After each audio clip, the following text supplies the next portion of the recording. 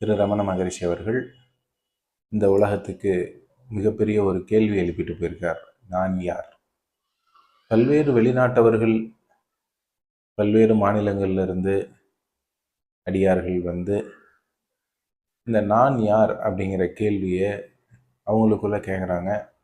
திரு ரமண மகரிஷி ஆசிரமம் திருவண்ணாமலைக்கு நீங்கள் போனீங்கன்னா அங்கே உங்களுக்கு நிறைய வெளிநாட்டவர்கள் இருப்பாங்க. நிறைய புத்தகங்கள் நான் யார் அப்படிங்கிற அந்த கேள்விக்கு ரிலேட்டடான புத்தகங்கள் நிறைய கிடைக்கும். திரு ரமண மகரிஷி அவர்கள் அவர் ரொம்ப ஸ்ட்ரைட் ஃபார்வர்டான ரொம்பலாம் அவர் யோசிக்க வைக்க விரும்பல. இந்த பிரபஞ்சத்தில் பிரபஞ்ச சக்தி இருக்கா, நீ இருக்கியா? இப்போ இதற்கிடையில் இந்த குழப்பம் தீரணும் அப்படின்னா நான் யார் அப்படிங்கிற அந்த கேள்வி எழுப்புறோம். கிட்டத்தட்ட நம்ம தனது 14 வயதில் அந்த கேள்வி எழுப்பி இன்று பல்வேறு ஆன்மீகவாதிகளுக்கு தன்னை தான் அறிவதற்கு மிகப்பெரிய உதவியாக இருக்கக்கூடிய கேள்வி அந்த நான் யார்.